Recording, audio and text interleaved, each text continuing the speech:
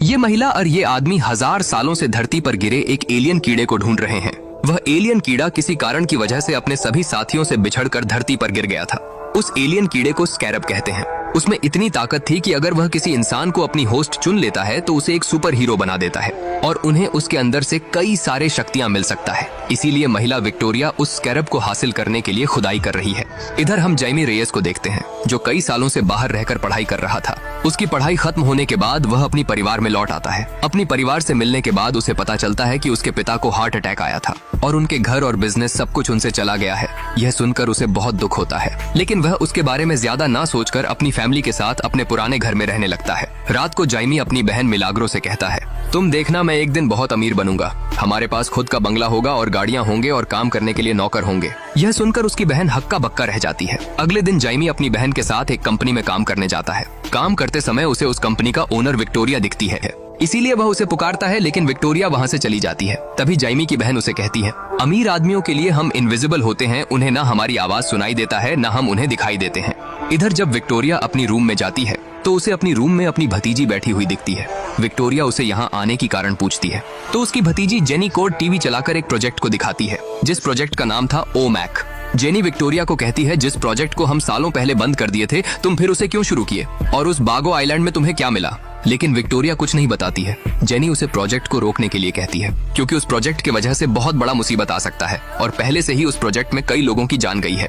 लेकिन विक्टोरिया उस प्रोजेक्ट को रोकने के लिए साफ साफ मना कर देती है। इसीलिए जेनी उसे धमकी देती है कि अगर वह उस प्रोजेक्ट को ना रोकी तो वह उसके बारे में सभी सच्चाई बता देगी। ये सुनकर विक्टोरिया के आदमी उसे मारने के लिए आगे बढ़ता है, पर तभी जैमी वहाँ आ जाता है, जिस वजह से विक्टोरिया के आदमी रुक जाता है। बिना परमिशन में विक्टोरिया जैमी और उसकी बहन को अपनी ऑफिस से निकाल देती है, जिस वजह से जब जैमी और उसकी बहन घर जाने के लिए टैक्सी का इंतजार कर रहे थे, तभी वहाँ पर जेनी आकर जैमी को थैंक्स कहती है और कहती है, मेरी वजह से तुम्हारी नौकरी चली गई, तुम मेरी फोन नंबर रखो, कल मेरे ऑफिस आ जाना, मैं तुम्हें मेरे ऑफिस में एक नौकरी दे दूंगी। यह सुनकर जैमी बहुत खुश हो जाता है और वह मन ही मन जेनी को पसंद करने लगा था। रात में वह जेनी को मैसेज करने के लिए सोचता है, लेकिन उसकी हिम्मत नहीं होता है। अगले दिन सुबह जैमी पूरी तैयारी के साथ जेनी के ऑफिस में जाता है, लेकिन उस ऑफिस का एक स्टाफ जेनी कोड से मिलने के लिए इंतजार करने के लिए कहती है, क्योंकि उसके पास जेनी कोड से मिलने के लिए अपॉइंटमेंट लेटर नहीं था। इधर जेनी चुपके से उस कंपनी का एक साइंटिस्ट का आईडी कार्ड चुरा लेती है और उस आईडी कार्ड की मदद से एक सीक्रेट लैब के अंदर घुस जाती है, जिसके अंदर विक्टोरिया उस स्कैरब को छुपा कर रखा था।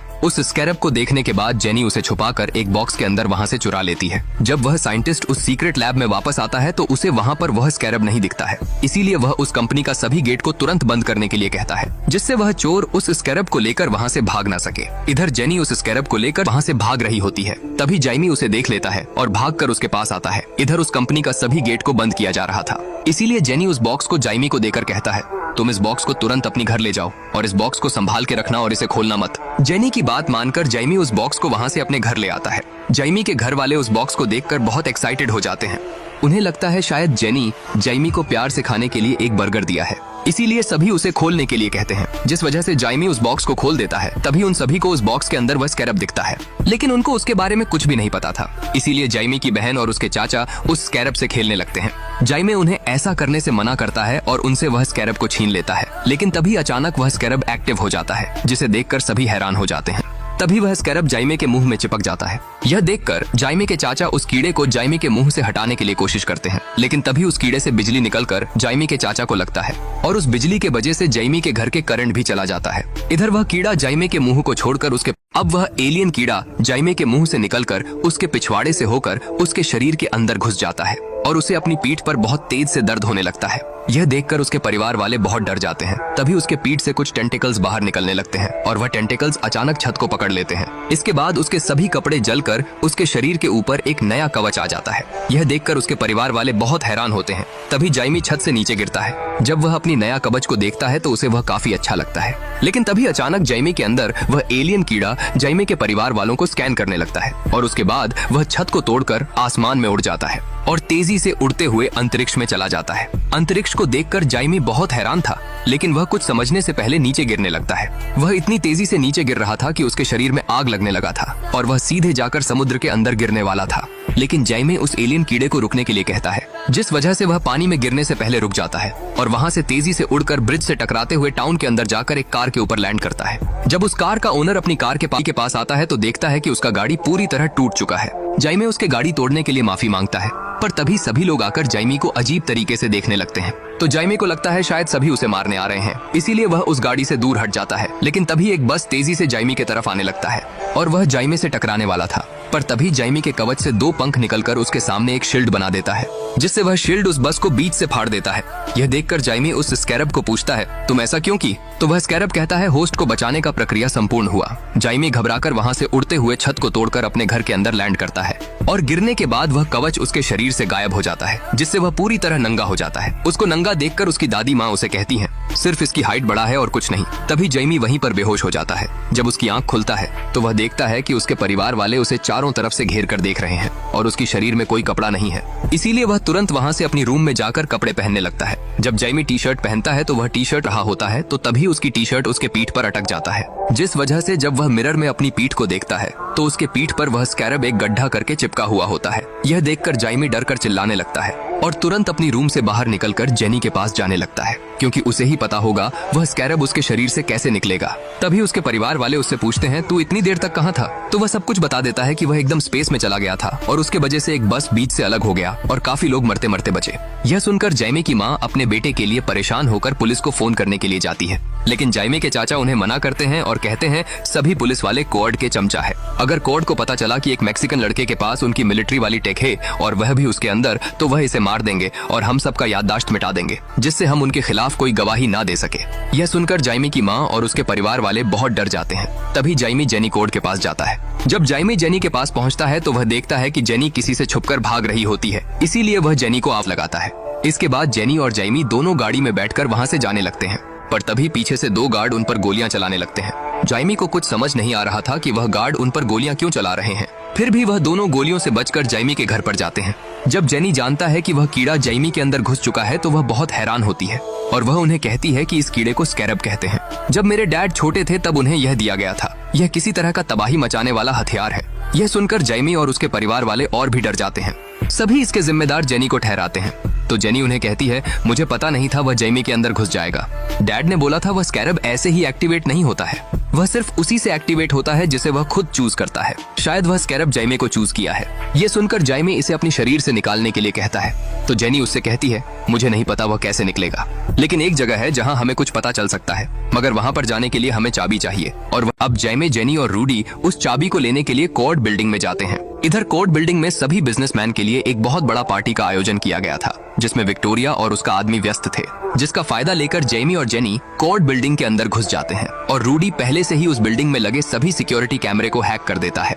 बिल्डिंग में लगे सभी सिक्योरिटी कैमरा हैक होने की वजह से गार्ड को कुछ गड़बड़ लगता है, इसीलिए वह तुरंत विक्टोरिया को इसके बारे में बता देता है।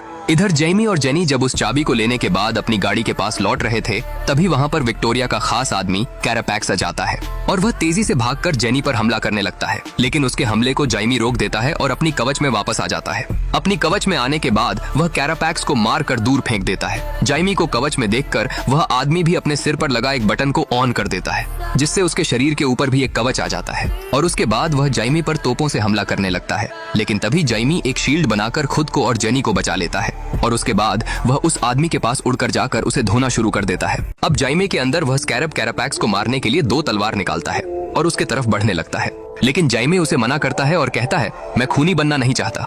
यह सुनकर वह स्कैरब रुक जाता है। तभी रूडी और जेनी भी वहाँ पर आ जाते हैं और जाइमी को तुरंत गाड़ी में आने के लिए कहते हैं, जिस वजह से जाइमी का ध्यान कैरापैक्स से हटकर रूडी की तरफ चला जाता है। यह देखकर कैरापैक्स रूडी की गाड़ी पर गोलियां चलाने लगता है, जिसे देखकर जाइमी डरकर अपने चाचा रूडी को बचाने के लिए उनके पास भाग कर जाता है। इस मौका का फायदा लेकर कैरापैक्स जाइमी के सामने आकर उसे दूर फेंक देता है, जिस वजह से वह जाकर एक गाड़ी में टकराता है और उसके बाद कैरापैक्स उसे मारने लगता है, इसलिए जाइमी बेहोश होने लगता है। तभी कैरापैक्स उसे पकड़कर कहता है, जब मैं घायल था तभी मुझे मार देना चाहिए था, मुझे जिंदा छोड़कर तू बहुत बड़ा गलती किया है। तेरा अपने परिवार के लिए प्यार तेरी कमजोरी है। यह कहकर वह उसे कुचलने ही वाला था, लेकिन तभी रूडी अपनी गाड़ी को तेजी से लेकर कैरापैक्स से टकरा देता है, जिस वजह से कैरापैक्स दूर जाकर गिरता है और तभी रूडी तुरंत जाइमी को वहां से लेकर भाग जाता है और वहां से भागकर सीधा अगले दिन सुबह जेनी के पिता के पुराने ऑफिस में पहुंचते हैं, जिसके बाद वह अपने साथ लाए चाबी की मदद से उनके सीक्रेट लैब के अंदर जाते हैं, जिसके अंदर जेनी के पिता का बनाया हुआ काफी सारा पावरफुल सूट था। तभी जेनी जाइमी को कहती है डैड ने स्कैरब को खोलने के लिए बहुत कोशिश की लेकिन उनसे वह अनलॉक नहीं हुआ, तो उसके जगह उन्होंने ब्लू बीटल बनकर लड़ने के लिए टेक बनाया। अगर उस स्कैरब को निकालने का कोई तरीका है तो वह हमें यहीं पर मिलेगा। यह सुनने के बाद जाइमी फ्रेश होने के लिए वॉशरूम पर जाता है। जब वह अपने मुंह धो रहा था तभी वह मिरर में देखता है कि उसका घाव अपने आप ही हिल हो रहा है। यह देखकर वह बहुत खुश हो जाता है। उसके बाद वह जेनी के पास जाकर बैठ जाता है। जेनी उसके साथ उसके फैमिली के बारे में सब कुछ शेयर करती है क्योंकि वह भी जमी को पसंद करने लगी थी। वह दोनों बातें करते करते एक दूसरे से किस करने ही वाले थे, तभी रूडी वहाँ पर पहुँच जाता है और उन्हें एक बहुत जरूरी चीज दिखाने के लिए कहकर अपने साथ बुलाकर ले जाता है। जब जेनी और जाइमी रूडी के साथ जाते हैं तो रूडी उन्हें प्रोजेक्टर के पास लेकर कहता है ड्यूड के साथ एक प्रोफेसर था जिसका नाम था डीन गैरेट। वह स्कैरब तुम्हें चुनने से पहले उसे चुना था। फिर ड्यूड ये पता लगाने के लिए उस पर कुछ टेस्ट किया कि वह स्कैरब इंसानों के शरीर पर क्या असर करता है। उस टेस्ट में उसे पता चलता है कि अगर वह स्कैरब किसी इंसानों के शरीर में घुस जाता है तो वह पहले उसके दिमाग के साथ जुड़ने लगता है ताकि वह दोनों एक हो सके। उस स्कैरब का खुद का सोच समझने का शक्तियाँ होता है। यह सुनकर जाइमे उनसे पूछता है इस स्कैरब को किसने बनाया है। तभी जेनी उससे कहती है ये हमारा धरती का नहीं है, यह एक एलियन है। यह एक सोनसन जीव है जो अपनी मर्जी से होस्ट को चूज करता है। यह सुनकर जाइमे घबराकर उनसे पूछता है वह टेक प्रोफेसर इसे अपनी शरीर से कैसे निकाला। तो रूडी उसे कहता है इसे निकालने का तरीका तो है पर बुरी बात तो यह है कि वह तरीका है तेरी मौत। यह सुनकर जाइमे और भी डर जाता है। रूडी उसे कहता है यह तेरे शरीर के साथ पूरी तरह जुड़ा हुआ है, अगर इसे निकालने की कोशिश करते हैं तो यह उसे खतरा समझकर अपनी होस्ट को बचाएगा। यह सब सुनने के बाद जाइमी काफी परेशान हो जाता है कि उसे इस स्कैरब को सारा जीवन अपने साथ लेकर जीना पड़ेगा, इसलिए वह जाकर उदास होकर छत पर बैठ जाता है। जब जाइमे उदास होकर छत पर बैठा था तभी उसके चाचा रूडी आकर उसे समझाते हैं कि तू ऐसे टूट मत जा, तेरे ऊपर तेरे फैमिली का बहुत सारा जिम्मेदारियां हैं। तेरे पिता ने तेरे लिए बहुत मेहनत करके तुझे पढ़ाया और बड़ा किया। उन्होंने अपनी परिवार की खुशी के लिए 16 घंटा काम करते थे। यह सब सुनकर जाइमे थोड़ा भावुक हो जाता है और उस स्कैरब के साथ जिंदगी भर जीने का फैसला करता है। उन दोनों एक दूसरे से बात कर ही रहे थे तभी उन्होंने विक्टोरिया की हेलीकॉप्टर को अपने घर की तरफ जाने देखते हैं। यह देखकर वह काफी घबरा जाते हैं। तभी जाइमे अपनी परिवार को बचाने के लिए जाने लगता है और अपने कवच में आने के लिए स्कैरब को कहता है, लेकिन स्कैरब अपने कवच में नहीं आता है। तभी रूडी और जेनी उसे कहते हैं उस स्कैरब अपनी कवच में तभी आता है जब उसके होस्ट के जान पर कोई खतरा होता है। यह सुनकर जाइमे अपने कवच में आने के लिए छत से कूद जाता है, जिस वजह से वह अपनी कवच में लौट आता है और अपने घर की तरफ उड़कर जाने लगता है। इधर विक्टोरिया की भेजे हुए सभी आदमी आकर जाइमे के परिवार वालों को अगवा कर लेते हैं और उन पर बंदूक तानकर जाइमे के बारे में पूछते हैं, पर उसके परिवार वाले उन्हें कुछ भी नहीं कहते हैं, जिस वजह से विक्टोरिया अपनी आदमियों को उन्हें मारने के लिए कहती है। जब विक्टोरिया की आदमी जाइमे के परिवार वालों को मारने के लिए उन पर गोली चलाने ही वाले थे, तभी वहाँ पर जाइमे आ जाता है और उन्हें रुकने के लिए कहता है। उस स्कैरब को जाइमे के अंदर देखकर विक्टोरिया बहुत हैरान होती है और उस स्कैरब के शक्तियों को देखने के लिए अपनी आदमियों को उस पर गोली चलाने के लिए कहती है, जिससे उसके सभी आदमी जाइमे पर गोलियां चलाते हैं। लेकिन गोलियों से जाइमे का कुछ भी नहीं होता है, जिस वजह से विक्टोरिया उसे छोड़कर उसके फैमिली पर गोलियां चलाने के लिए कहती है। यह सुनकर उसके सभी आदमी जाइमे के परिवार पर गोली चलाने लगते हैं, लेकिन जाइमे तुरंत अपने परिवार लोगों के सामने एक शील्ड बनाकर खड़ा हो जाता है और अपनी हाथों से हथियार बनाकर उन सभी पर हमला करने लगता है। जाइमे को विक्टोरिया के आदमी के साथ लड़ता देखकर जाइमे के पिता अपने परिवार को लेकर वहां से छुप कर जाने लगते हैं, पर तभी उनके बेटी नीचे गिर जाती है। जब वह उसे बचाने के लिए उसके पास जाते हैं तभी विक्टोरिया का एक आदमी उनके मुंह पर बंदूक मारकर उन्हें नीचे गिरा देता है। घायल होने के बाद भी जाइमे के पिता अपनी बेटी को हौसला देते हैं और अपने परिवार को लेकर वहां से जाने के लिए कहते हैं। इधर कैरापैक्स जाइमे पर हाईटेक गन से हमला करने वाला था और जाइमे भी उस पर हमला करने के लिए पूरी तैयारी करने लगता है। अब जाइमे कैरापैक्स पर हमला करने के लिए पूरी तैयारी करने लगता है, लेकिन तभी उसके पिता नीचे गिरकर बेहोश हो जाते हैं। यह देखकर जाइमे हमला करने के बजाय अपने पिता के पास भाग कर जाता है, जिस वजह से कैरापैक्स इस मौका का फायदा लेकर जाइमे पर पीछे से हमला करता है और उसे लॉक कर देता है और उसके बाद उसे घसीटकर अपने साथ लेकर वहां से चला जाता है। तभी वहां पर जेनी भी पहुंच जाती है और वह तुरंत जाइमे के पिता के लिए एम्बुलेंस बुलाती है, लेकिन फिर भी जाइमे के पिता उन सबको छोड़कर चले जाते हैं, जिस वजह से जाइमे के परिवार वाले पूरी तरह टूट जाते हैं और विक्टोरिया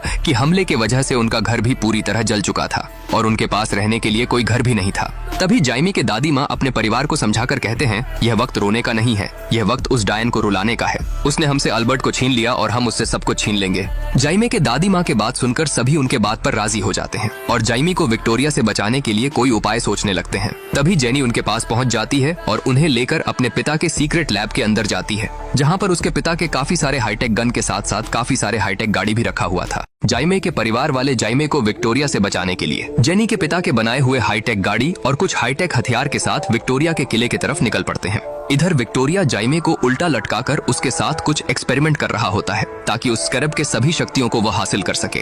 यह सुनकर वह साइंटिस्ट विक्टोरिया को कहता है अगर ऐसा किया तो यह मर जाएगा, लेकिन विक्टोरिया को इसका कोई परवाह नहीं था। जाइमे ऐसा करने से मना करता है, लेकिन विक्टोरिया उसका एक भी नहीं सुनता है और उसके अंदर से सभी शक्तियों को अपनी डिवाइस के अंदर खींचने लगती है और उस शक्तियों को लेकर कैरापैक्स के अंदर ट्रांसफर करने लगती है, जिससे वह उसे सबसे ज्यादा शक्तिशाली बना सके। इधर जाइमी के परिवार वाले विक्टोरिया के किले पर पहुंच जाते हैं और विक्टोरिया के सभी आदमी को मारते हुए टनल के रास्ते किले के अंदर घुस जाते हैं। उस स्कैरब के अंदर से शक्तियों को निकालने की वजह से जाइमे बेहोश हो जाता है और एक अलग दुनिया में चला जाता है, जहाँ पर वह अपने पिता से मिलता है। अपने पिता को सामने देखकर जाइमे काफी भावुक हो जाता है। उसके पिता उसे काफी समझाते हैं और कहते हैं तुम्हें तुम्हारा परिवार का ख्याल रखना होगा, तुम उस स्कैरब के साथ एक हो जाओ, वह विक्टोरिया से तुम्हारा सुरक्षा करेगा। यह कहकर